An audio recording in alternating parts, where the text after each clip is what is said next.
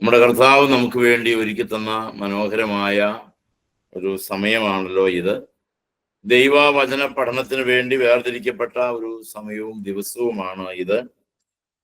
സർവശക്തനായ ദൈവത്തെ ഹൃദയപൂർവ്വം സ്തുതിക്കുന്നു, ദൈവത്തെ മഹത്വപ്പെടുത്തുന്നു.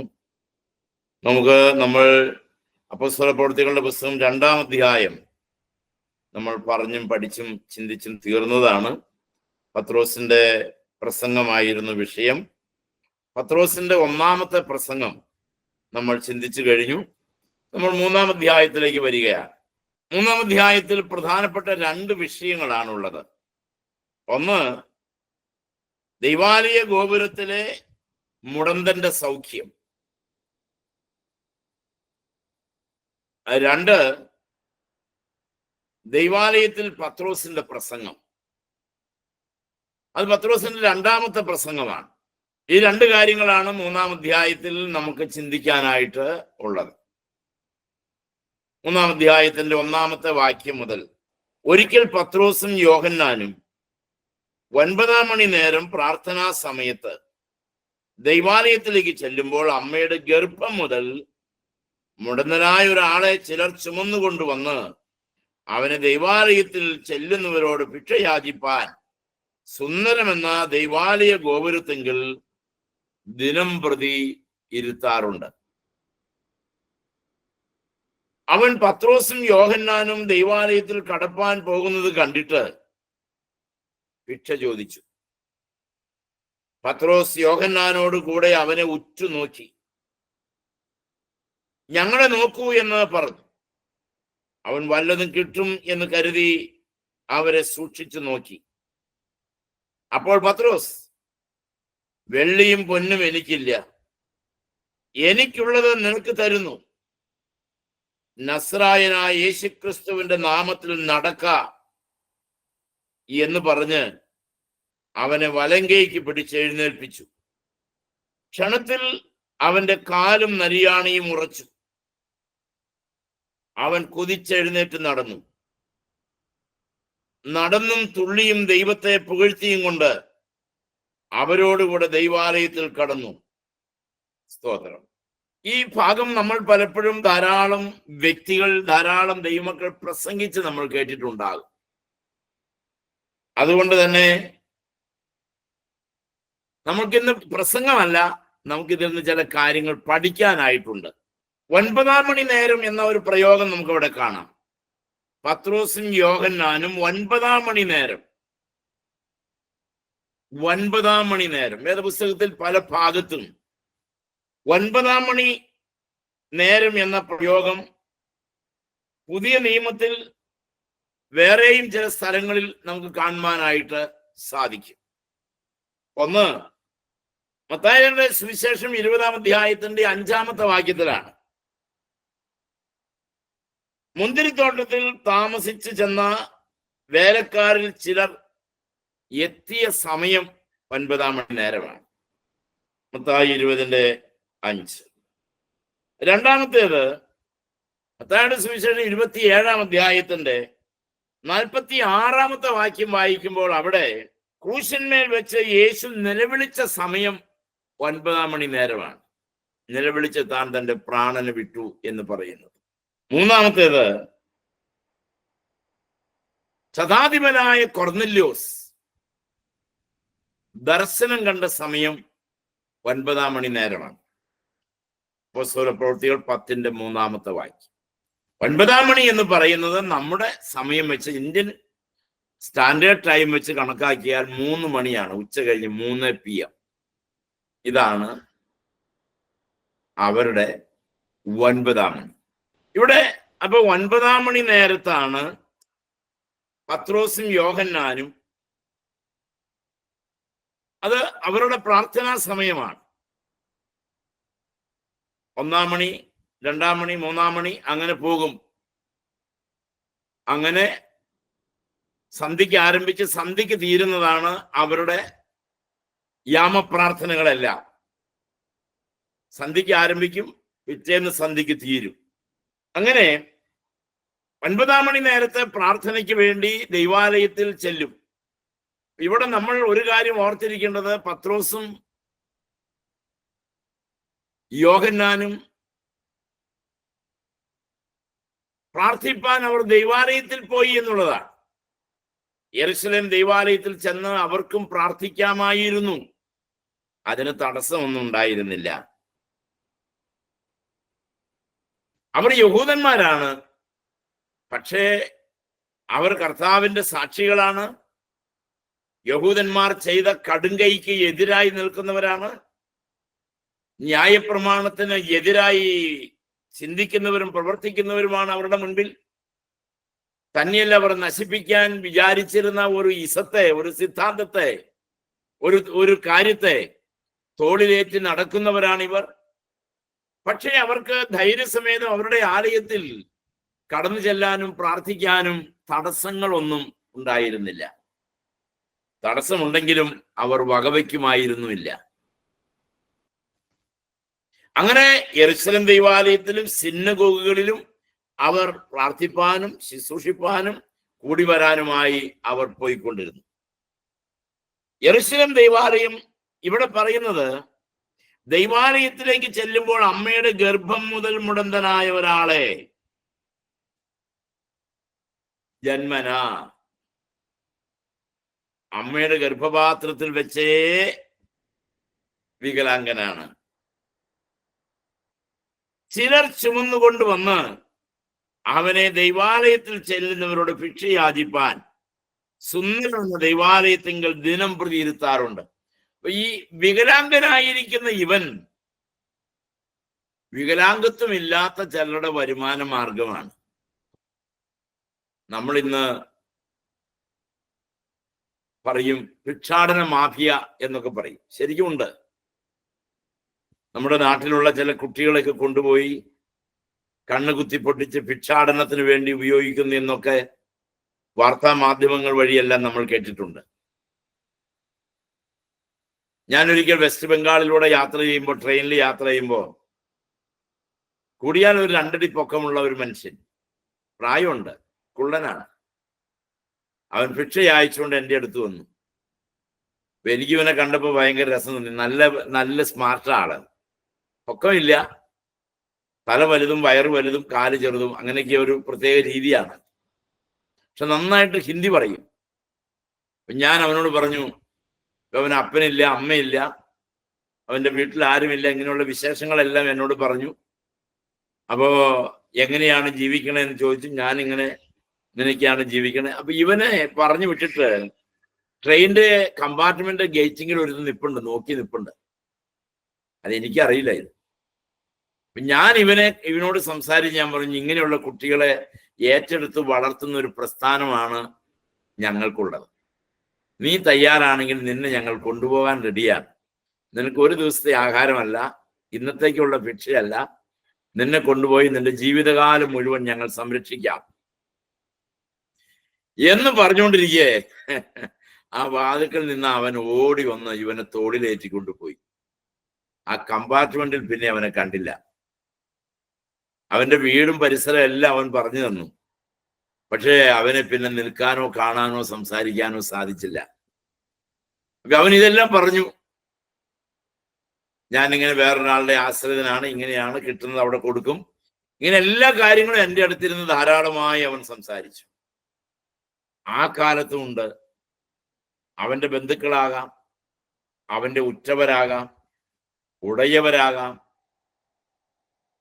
അവരെയൊക്കെ വിറ്റ് അല്ലെങ്കിൽ അവരെ കൊണ്ട് പണിയെടുപ്പിച്ച് ഭിക്ഷയാടനം നടത്തി അതിന്റെ പണം കൊണ്ട് ഉപജീവനം കഴിക്കുന്ന ഒരു സമൂഹം അന്നും ഇന്നും എന്നും ഉണ്ട് എന്ന് ചുരുക്കം.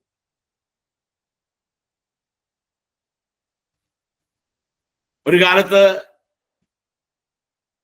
തമിഴ്നാട്ടിൽ നമ്മൾ അട്ടപ്പാടിയിൽ ഓർഫനേജ് തുടങ്ങിയ സമയത്ത് പക്ക ഓർഫൻസിനെ കിട്ടാനായിട്ട് തമിഴ്നാട്ടിലൂടെ ഞാൻ ഊരുകൾ കയറിപ്പോയി. തമിഴ്നാടിന്റെ ചേരികൾ പോലെയുള്ള സ്ഥലങ്ങളിലൂടെ അനാഥരായ കുഞ്ഞുങ്ങളുണ്ടെങ്കിൽ എടുക്കാൻ, പെൺകുട്ടികൾ ഉണ്ടെങ്കിൽ എടുക്കാനായിട്ട് പോയി. അവർക്കെല്ലാം അനാഥരായ കുട്ടികളുണ്ട്, അപ്പനില്ലാത്തവരും അമ്മയില്ലാത്തവരും ആരുടെ മക്കളാണെന്നൊന്നും അറിയില്ലാത്ത കുറെ കുഞ്ഞുങ്ങളുണ്ട്. അതിലൊരു മോളെ അന്ന് നമ്മൾ കളക്ട് ചെയ്ത് കൊണ്ടുവന്ന് ഇന്ന് അവളുടെ കല്യാണം കഴിഞ്ഞു, കുറെ വർഷങ്ങളായി. അന്ന് അവർക്ക് 500 രൂപ കൊടുത്തു, അവരാ കൊച്ചിനെ തന്നു. അത് അവരുടെ ഒരു ഉപജീവന മാർഗമാണ്. അവർ പ്രായമായി കഴിഞ്ഞാൽ അവരെ മറ്റ് വീടുകളിൽ പണിക്ക് വിട്ട് അതിന്റെ ശമ്പളം വാങ്ങിച്ച് ഈ കുടുംബക്കാർ ജീവിക്കും. അതുകൊണ്ട് ഇവരെ ആർക്കും കൊടുക്കൂല, വളർത്താൻ അനുവദിക്കില്ല. ഇവരുടെ കസ്റ്റഡിയിൽ വളർത്തും, എന്നിട്ട് പീഡിപ്പിച്ചും വളർത്തും. അപ്പൊ ഞാൻ പറഞ്ഞു വരുന്ന ഇത്രയേ ഉള്ളൂ, ഏതൊരു കാലത്തും ബലഹീനരെ കൊണ്ട് ബലവാന്മാർ കാര്യം കണ്ടിരുന്ന ഒരു കാലമുണ്ടായിരുന്നു. എളിയവരെ കൊണ്ട് വലിയവർ കാര്യം കണ്ടിരുന്ന ഒരു കാലമുണ്ടായിരുന്നു. ദരിദ്രരെ കൊണ്ട് ധനവാന്മാർ കാര്യം കണ്ടിരുന്ന ഒരു കാലമുണ്ടായിരുന്നു. ഉയർന്ന ജാതിക്കാർ താഴ്ന്ന ജാതികളെ കൊണ്ട് കാര്യങ്ങൾ നടത്തിക്കൊണ്ടിരുന്ന കാലമുണ്ടായിരുന്നു. എന്നാൽ ഇന്ന് സാമൂഹ്യ വ്യവസ്ഥിതിക്കെല്ലാം മാറ്റങ്ങൾ വന്നു. വിദ്യാഭ്യാസമാണ് അതിനെല്ലാം നിദാനമായി തീർന്നു. ഇവിടെ ജന്മനാ മുടന്തനായ ഇവനെ കൊണ്ടുവന്ന് ഈ സുന്ദരം എന്ന ഗോപുരവാതിൽക്കൽ ഇരുത്തും. വരുന്നവരോട് അതൊരു പ്രധാനപ്പെട്ട ഗേറ്റാണ്. നിങ്ങൾ കിഴക്കേ വാതിൽ എന്നാണ് ഈ വാതിൽ അറിയപ്പെടുന്നത്. അതിന് വേറൊരു പേരുള്ളത് ബ്യൂട്ടിഫുൾ ഗേറ്റ് എന്ന്, സുന്ദര വാതിൽ. വേറൊരു പേരുള്ളത് കൊരിന്ത്യൻസ് ഗേറ്റ് എന്ന് കൂടി പേരുണ്ട്. കിഴക്കേ വാതിൽ, കൊരിന്ത്യൻസ് ഗേറ്റ്, പിന്നെ ബ്യൂട്ടിഫുൾ ഗേറ്റ്. വേറൊരു പേരുള്ളത് നിക്കാനോർ ഗേറ്റ് എന്നാണ്. നിക്കാനോർ, NICANOR, നിക്കാനോർ ഗേറ്റ്. ഈ പല പേരുകളിൽ ഈ വാതിൽ അറിയപ്പെടുന്നു. ഇത് സുന്ദര വാതിൽ എന്നറിയപ്പെടാൻ ഒരു കാരണമുണ്ട്. അലക്സാന്ദ്രിയയിലെ ധനികനായിരുന്ന ഒരു വ്യാപാരിയാണ് നിക്കാനോർ. ഇദ്ദേഹം കൊരിന്ത്യൻസ് ബ്രാസ് ഉപയോഗിച്ച് പണി കഴിപ്പിച്ച ഒരു വാതിലാണ് ഈ കിഴക്കേ വാതിൽ.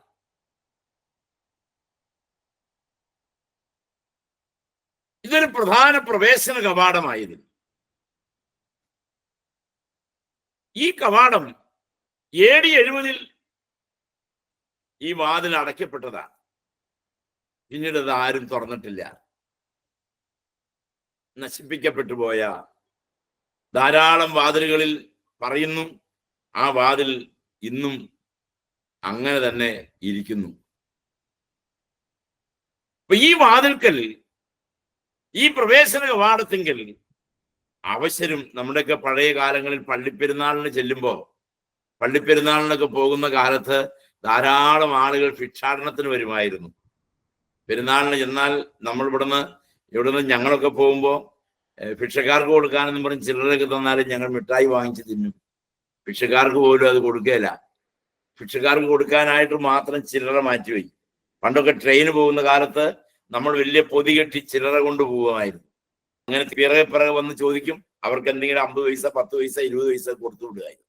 അപ്പൊ ഇങ്ങനെ ഭിക്ഷാടനം കൊണ്ട് ഉപജീവനം കഴിച്ചിരുന്ന അങ്ങനെയുള്ള ആളുകളെ ഈ ജനങ്ങൾ കടന്നു പോകുന്ന ഭാഗത്ത് അവരെ ഇരുത്തി ഭിക്ഷാടനത്തിലൂടെ കിട്ടുന്ന വരുമാനം കൊണ്ട് ഉപജീവനം കഴിക്കുന്ന ധാരാളം ആളുകൾ ഉണ്ടായിരുന്നു എന്ന് സാരം. അങ്ങനെ ഇരിക്കെ അവിടെ 2 പേർ അതുവഴി വന്നു, പത്രോസും യോഹന്നാൻ. പത്രോസിന്റെയും യോഹന്നാന്റെയും ജീവിതത്തിൽ പെന്തിക്കോസ്തിക്ക് ശേഷമുള്ള ആദ്യ സംഭവമാണ്. പെന്തിക്കോസ്തിക്ക് ശേഷം ആദ്യമായി പത്രോസിന്റെ പ്രസംഗം കഴിഞ്ഞ് 3000 പേർ സഭയോട് ചേർക്കപ്പെട്ടതിന്റെ ആത്മ നിർവൃതിയിലാണ് 2 പേര്. അത്ര ശക്തമായ ഉണർവ് യഹൂദ്യ മലനാട്ടിൽ ആരംഭിച്ചിരിക്കുകയാണ്. ജനങ്ങൾ തങ്ങളുടെ പാപത്തെ ഓർത്ത് അലമുറയിട്ട് കരഞ്ഞ് വിശ്വാസത്തിന്റെ വചനത്തെ സ്വീകരിക്കാൻ മുറവിളി കൂട്ടുന്ന കാലമാണ്. കേൾക്കുന്നവർ വചനം സ്വീകരിക്കുന്ന കാലമാണ്. അതുകൊണ്ട് തന്നെ ആ ശുശ്രൂഷ ചെയ്യുന്നവർക്ക് ഭയങ്കര പവറാണ്.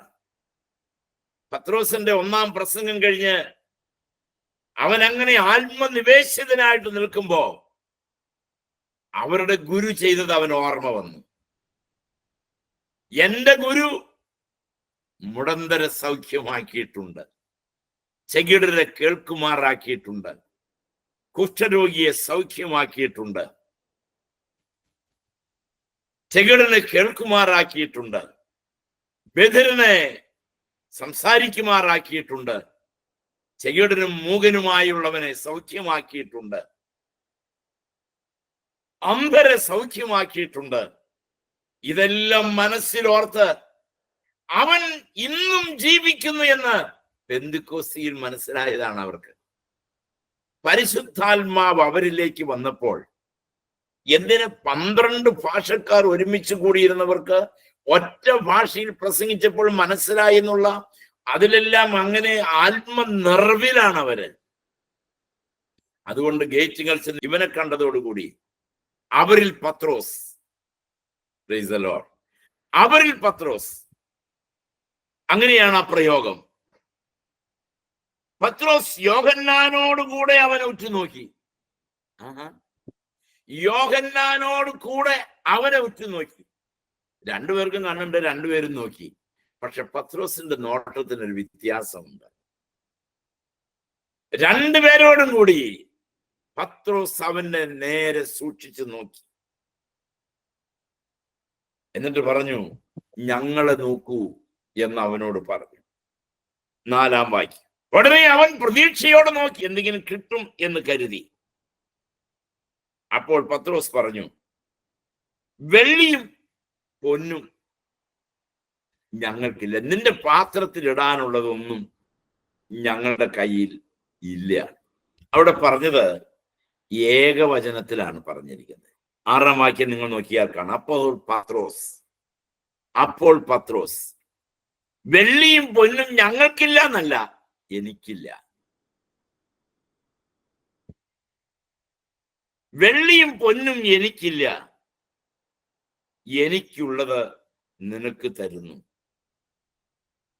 നസ്രായനായ യേശു ക്രിസ്തുവിന്റെ നാമത്തിൽ നടക്ക എന്ന് പറഞ്ഞ് അവനെ വലങ്കൈക്ക് പിടിച്ച് എഴുന്നേൽപ്പിച്ചു. ക്ഷണത്തിൽ അവന്റെ കാലും നരിയാണിയും ഉറച്ചു. Praise the Lord. വേഗത്തിൽ അത് സംഭവിച്ചു. അവിടെ ഒരു കാര്യം ഓർക്കണം, സൗഖ്യം പ്രാപിക്കേണ്ടവന് അതിനെക്കുറിച്ച് ഒരു ബോധ്യവുമില്ല. ആ മുടന്തനായവന് ഇവരാൽ ഒരു സൗഖ്യം കിട്ടുമെന്നുള്ള വിശ്വാസമേ ഇല്ല, ചിന്തയേ ഇല്ല. പക്ഷേ നിഷ്കളങ്കമാണ് ആ മനസ്സ്. ഒറ്റ കാര്യമേ അവന് ആഗ്രഹമുള്ളൂ, ഭിക്ഷ വേണമെന്നേ ആഗ്രഹമുള്ളൂ. കിട്ടിയതോ സൗഖ്യമാണ്. വടക്കേ ഇന്ത്യയിലെ ഗ്രാമങ്ങളിൽ നടക്കുന്ന അത്ഭുത പ്രവൃത്തികൾ നമ്മൾ കണ്ടാൽ അത്ഭുതപ്പെട്ടു പോകും. കാരണം അവർക്ക് വേദപുസ്തകത്തിൽ ഒന്നും അറിയാൻ പാടില്ല. അവര് വേദപുസ്തകത്തിലെ പ്രമാണം അനുസരിക്കാനോ വചനം കേൾക്കാനോ അല്ലെങ്കിൽ യേശുവിലുള്ള വിശ്വാസം കൊണ്ടോ ഒന്നും അല്ല വന്നിരിക്കണേ. ഗ്രാമങ്ങളിലേക്ക് ചെല്ലുമ്പോൾ അറിയാം. പക്ഷേ അവർക്ക് വേണ്ടി നമ്മൾ പ്രാർത്ഥിക്കുമ്പോൾ അവരുടെ വിശ്വാസം കണ്ടിട്ടല്ല, നമ്മൾ വിശ്വാസത്തോടെ ഇടപെടുമ്പോൾ അവർക്ക് കർത്താവ് സൗഖ്യം കൊടുക്കുകയാണ്. എന്നാൽ ഇവിടെ വരുമ്പോ നമ്മുടെ ഇടയിൽ വരുമ്പോൾ അത് നേരെ തിരിയും.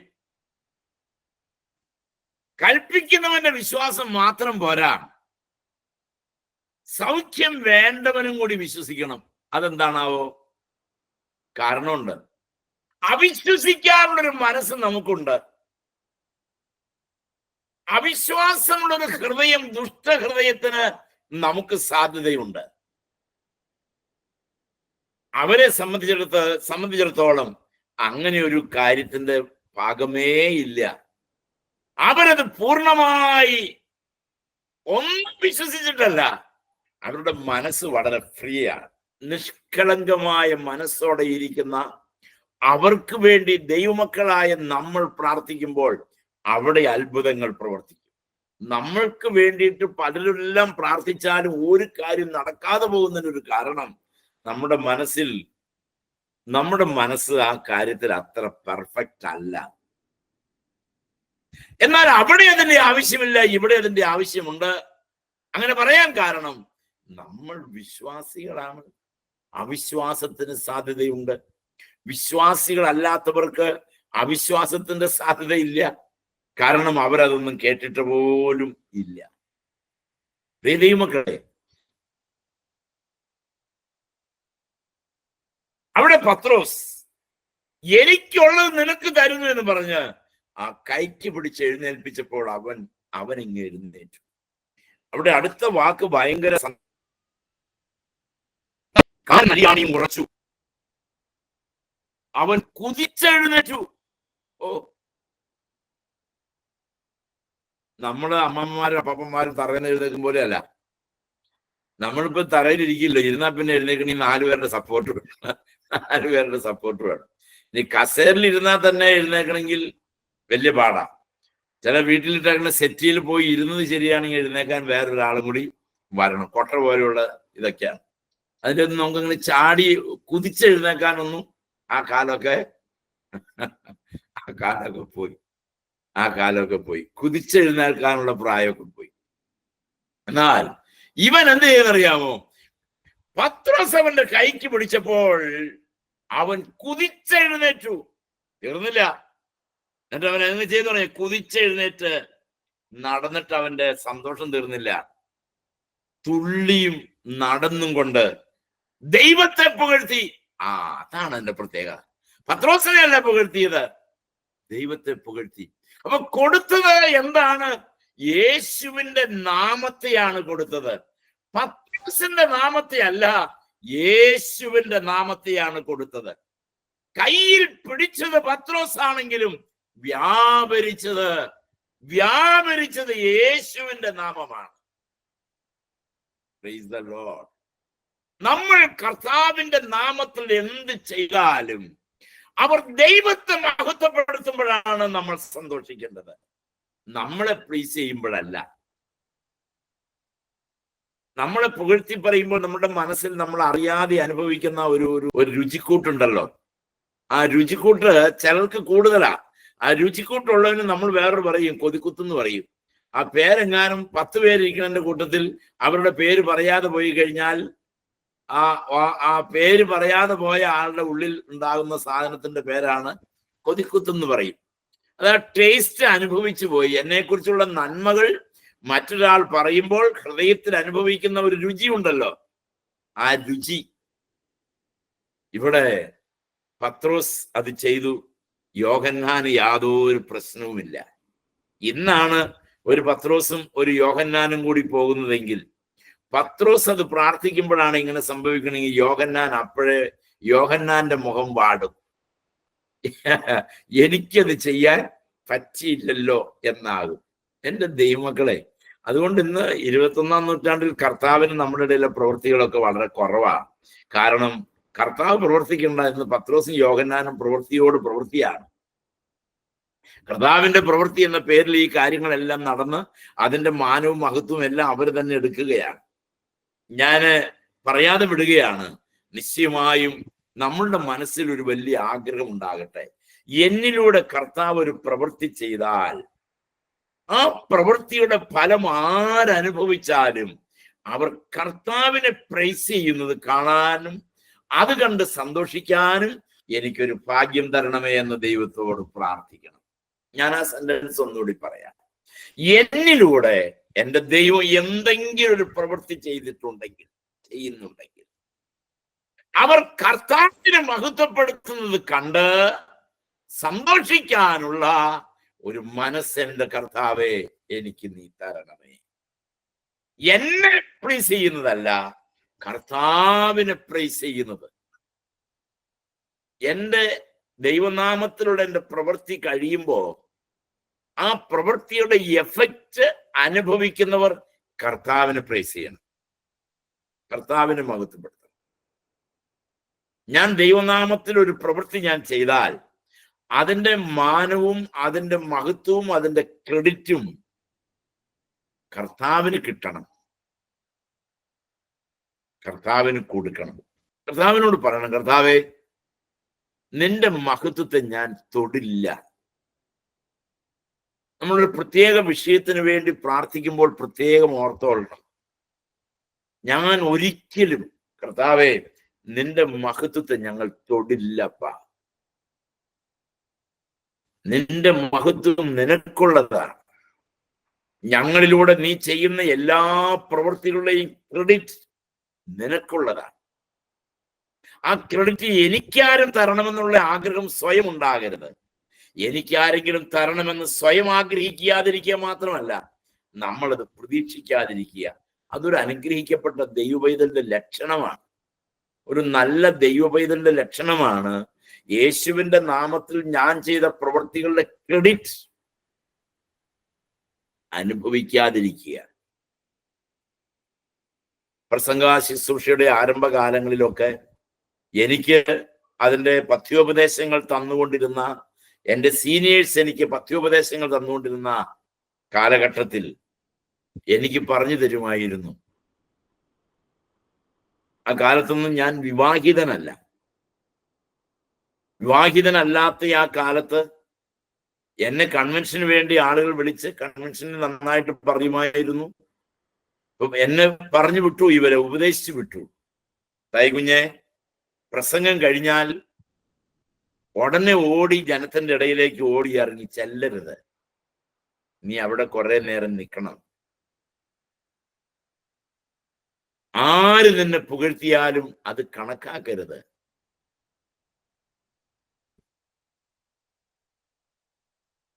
ഇങ്ങനെ കുറെ കാര്യങ്ങൾ അവർ പറഞ്ഞു തന്നത് എൻ്റെ ആത്മീയ ജീവിതത്തിൽ വലിയ അസറ്റായി.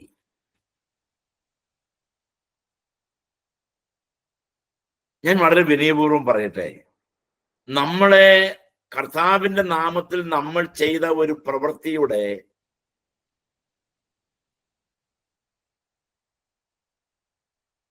നമ്മൾ ചെയ്തു, ആ പ്രവൃത്തിയുടെ മുഴുവൻ ക്രെഡിറ്റും എനിക്കല്ല, എൻ്റെ കർത്താവിനാണ്. എൻ്റെ കർത്താവിനാണ്. ഞാനതൊരിക്കലും ആഗ്രഹിക്കാതിരിക്കണം.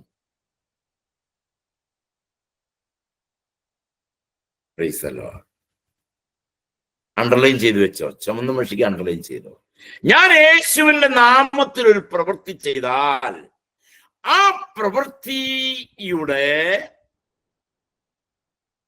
മഹത്വം എനിക്ക് വേണമെന്ന് ഞാൻ ആഗ്രഹിക്കുകയില്ല.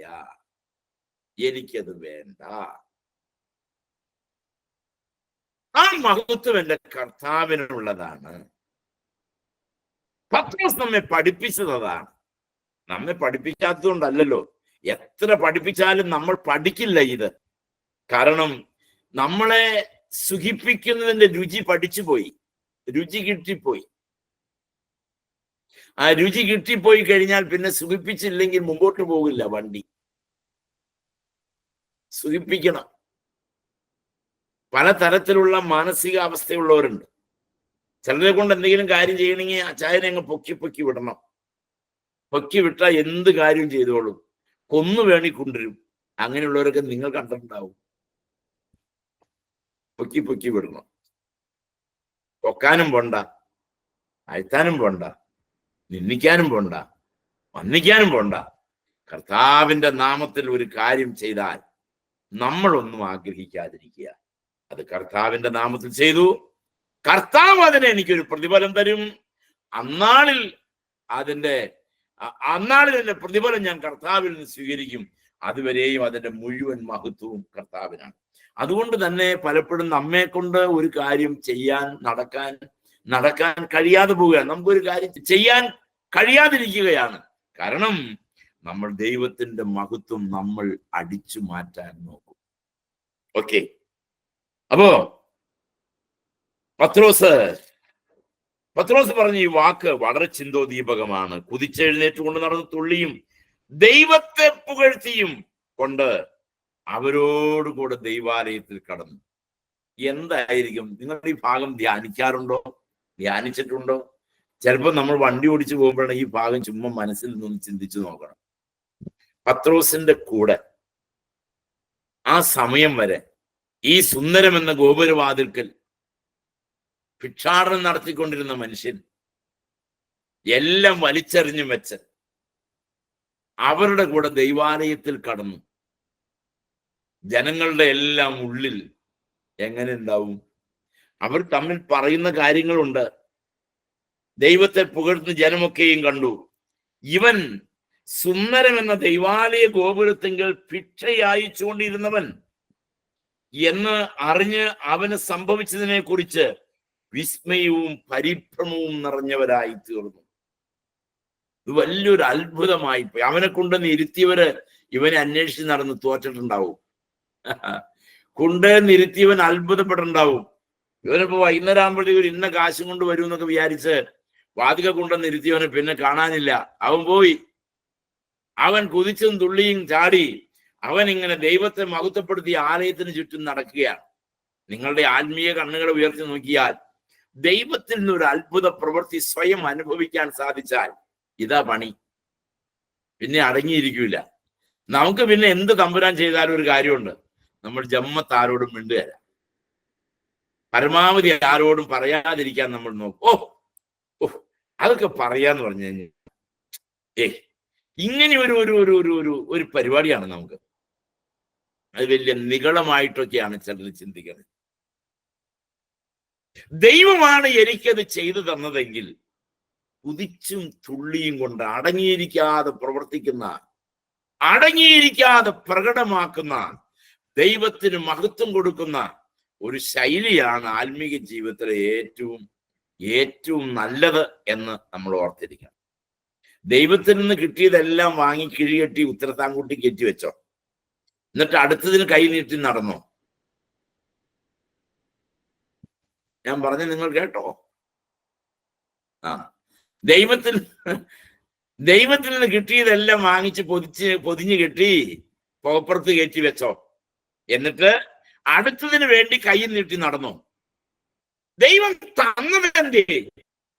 എനിക്ക് പത്രോസ് എന്തിനാണ് ഇവനെയും കൂട്ടിക്കൊണ്ട് ആലയത്തിനകത്തേക്ക് പോയത്? അതിനൊരു കാരണമുണ്ട്. പത്രോസിനെ യോഹന്നാനെ കാണാനില്ല. ഇവന്റെ സാക്ഷ്യം, ഇവൻ അതിനു മുമ്പ് ഒരു ബൈബിൾ കോളേജും പോയിട്ടില്ല, ആരും ഇവനൊരു പരിശീലനം കൊടുത്തിട്ടില്ല. ഇങ്ങനെ പറയണമെന്ന് പത്രോസ് ഒരു പരിശീലനം കൊടുത്തിട്ടില്ല. പക്ഷെ അവന്റെ വായി വളച്ചത് ദൈവത്തെ മഹത്വപ്പെടുത്തിക്കൊണ്ടാണ്.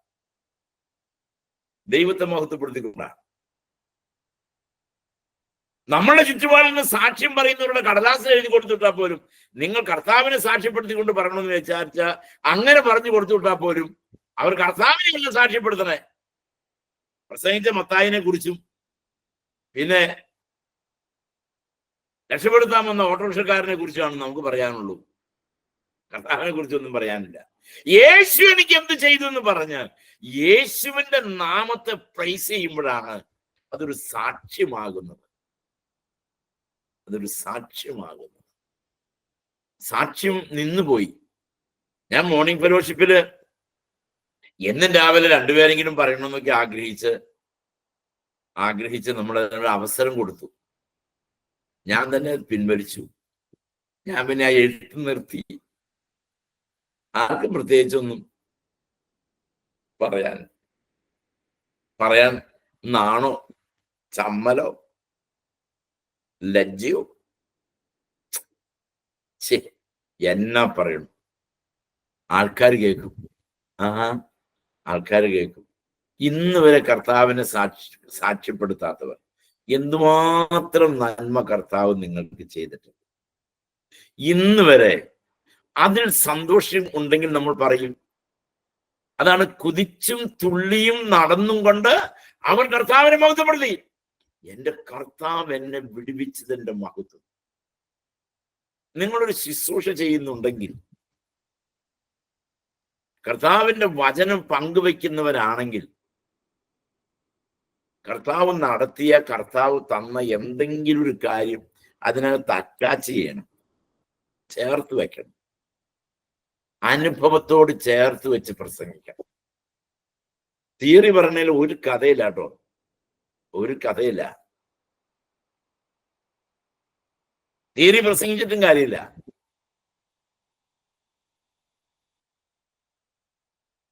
ദാവീദ് ഗോലിയാത്തിനെ കൊന്ന സംഭവം വിവരിച്ചിട്ട് എന്ത് കിട്ടാനാ? അത് വായിച്ചാൽ എല്ലാവർക്കും മനസ്സിലാവുന്ന കാര്യമാണ്. വായിച്ചാൽ നമുക്കൊക്കെ മനസ്സിലാവും ഗോലിയാത്തിനെ എങ്ങനെയാണ് ദാവീദ് വീഴിച്ചത്. കവണിയിൽ കല്ല് വെച്ച് എഴുതി വിട്ടപ്പോ ദാവീദ് അങ്ങനെ ഉന്നം നോക്കി കല്ലെറിഞ്ഞപ്പോ അവന്റെ നെറ്റിത്തടത്തിൽ കൊണ്ടു അവൻ പമ്പരം കറങ്ങും പോലെ കറങ്ങി വീണു. ഇത് ആർക്കാ വായിച്ച മനസ്സിലാകാത്തത്? അത് നമ്മൾ പറഞ്ഞെന്തിനാ നേരം കളയണേ? നമുക്ക് കൊടുക്കേണ്ടത് അതിൽ നിന്ന് എന്റെ ജീവിതത്തിന്റെ അനുഭവത്തെ അതിനോട് ചേർത്ത് വെച്ച് ഞാനത് എന്റെ സാക്ഷ്യമായി അതിൽ നിന്നുള്ള സന്ദേശം കൊടുക്കുമ്പോഴാണ് ജനഹൃദയങ്ങൾക്ക് മാറ്റമുണ്ടാകുന്നത്. അതാണ് പത്രോസ് അവനെ കൈക്ക് പിടിച്ച് ആലയത്തിൽ കൊണ്ടുപോയി. ആലയത്തിൽ അവനെ കണ്ടവർ പത്രോസ് പരിചയപ്പെടുത്തിയില്ല. കണ്ടവരോട് തുള്ളിയും ചാടിയും കൊണ്ട് അവൻ പറഞ്ഞു, നിങ്ങൾക്കറിയാമോ യേശുവിന്റെ കാലുകൾക്ക് സൗഖ്യം തന്നു. ഇതാണ് തുള്ളിയും ചാടിയും കൊണ്ട് അവൻ വന്നവരോടെല്ലാം, അന്ന് ആലയത്തിൽ വന്ന സകലമാന പേരോടും അവനത് ആലയത്തിൽ കടന്ന സകല പേരോടും പറഞ്ഞു. ദൈവത്തെ പുകഴ്ത്തി, ദൈവത്തെ മഹത്വപ്പെടുത്തി ഭിക്ഷ യാചിച്ചു കൊണ്ടിരുന്നവൻ ഇന്ന് എന്ന് അറിഞ്ഞ് അവന് സംഭവിച്ചതിനെ കുറിച്ച് വിസ്മയവും പരിഭ്രമവും നിറഞ്ഞവരായി തീർന്നു. ദൈവമക്കളെ, അന്ന് വരെ ഈ മുടന്തൻ വാങ്ങുന്നവനായിരുന്നു.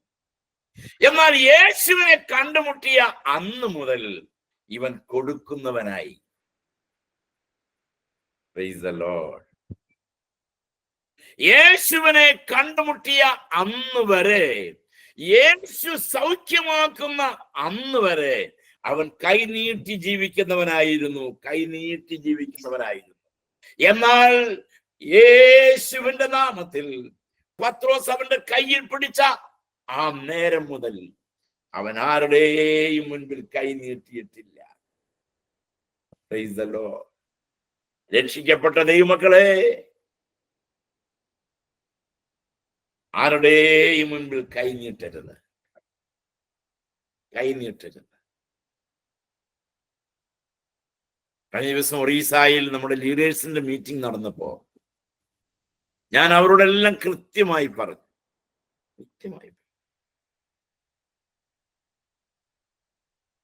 ഇങ്ങനെ കൈവച്ച് പ്രാർത്ഥിക്കുകയും ഇങ്ങനെ കൈപിടിച്ച് വാങ്ങുകയും ചെയ്യുന്ന പണി EGM-ന് ചേരുന്ന പണിയല്ല. ഈ പരിപാടി നിങ്ങളിൽ ഉള്ളിടത്തോളം കാലം നിങ്ങളുടെ സപ്പോർട്ട് വർദ്ധിപ്പിക്കുന്ന പരിപാടിയും എന്റെ ഭാഗത്ത് നിന്നുണ്ടാവില്ല. ഇത് ഇങ്ങനെ തലയിൽ കൈവച്ച ഒരാൾക്ക് വേണ്ടി പ്രാർത്ഥിച്ചതാണെങ്കിൽ ആ കൈ ഇങ്ങനെ പിടിക്കരുത്. ആരുടെയും മുൻപിൽ കൈ നീട്ടരുത്.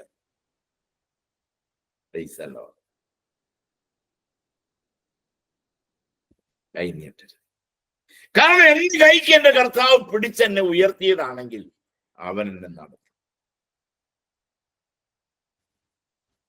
ദൈവത്തിന് സ്തോത്രം.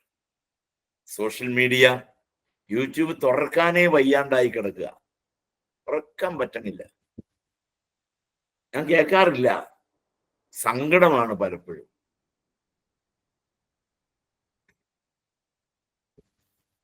ഓട്ടെ ദൈവമക്കളെ,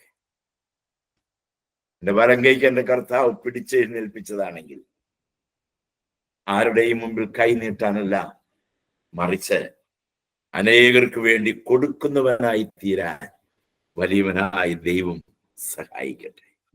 പ്രൈസ് ദി ലോർഡ്. ദൈവത്തിന് സ്തോത്രം. അതാണ് പത്രോസ് ഈ മുടന്തനെ സംബന്ധിച്ചിടത്തോളം അവന്റെ വലം കൈക്ക് പത്രോസ് പിടിച്ചതോടുകൂടി ഒന്ന്, മുടന്തന്റെ തൊഴിൽ മാറി.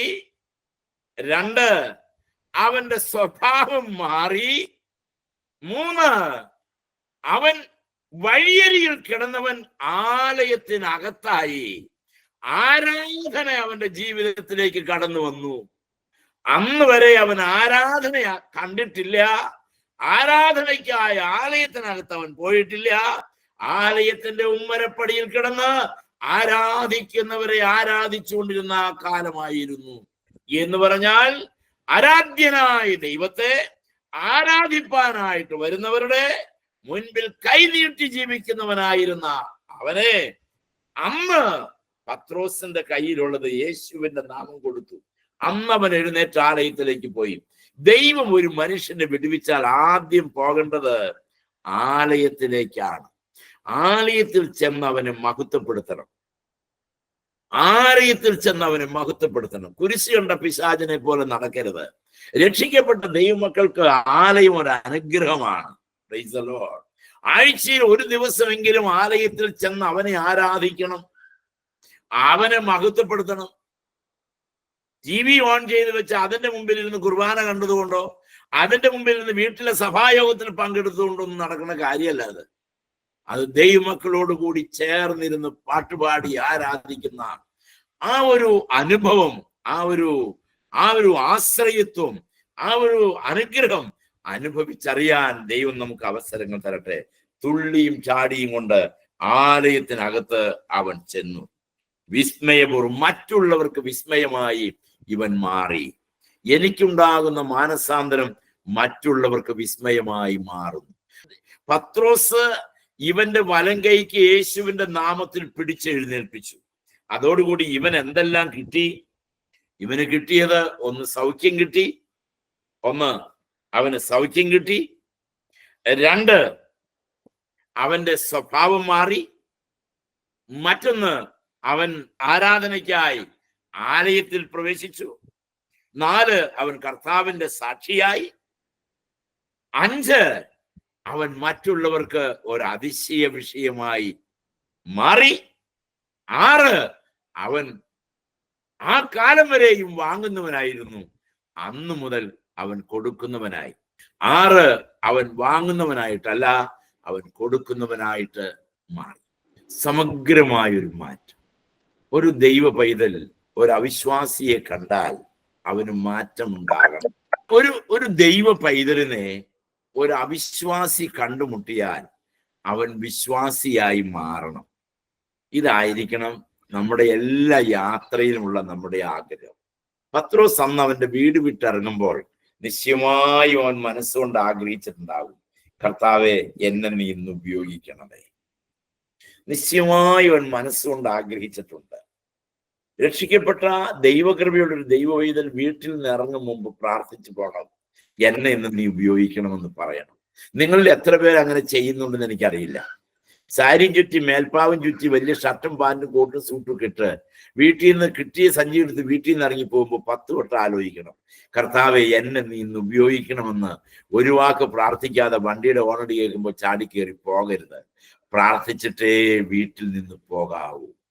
ഞാൻ ഇന്ന് എൻ്റെ ദൈവത്തിന് പ്രയോജനപ്പെടണം, എൻ്റെ ജീവിതം എനിക്കിന്ന് കർത്താവിന് പ്രയോജനമുള്ളതായി തീരണം എന്ന് ആഗ്രഹിക്കണം, എന്ന് കൊതിക്കണം. ദൈവത്തിന് സ്തോത്രം. ആ ഒരു വാഞ്ച ഹൃദയത്തിൽ ഉണ്ടാകട്ടെ, ആ ഒരു താല്പര്യം നമ്മുടെ ഹൃദയത്തിൽ ഉണ്ടാകട്ടെ. Praise the Lord. Praise the Lord. ആ ഒരു വാഞ്ച നമ്മുടെ ഹൃദയത്തിൽ നിറയട്ടെ. ഞാൻ എൻ്റെ വാക്കുകൾ ഇങ്ങനെ ചുരുക്കുക.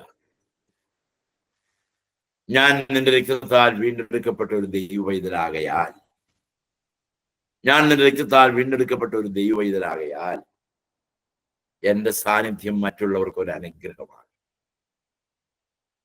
എൻ്റെ യാത്ര മറ്റുള്ളവർക്ക് ഒരു അനുഗ്രഹമാണ്. എന്നെ കണ്ടുമുട്ടുന്നവർ കർത്താവിനെ അറിയണം. എന്നെ കണ്ടുമുട്ടുന്നവർ കർത്താവിനെ പുകഴ്ത്തുന്നവരായി കാണാൻ എനിക്ക് ഭാഗ്യം തരണം.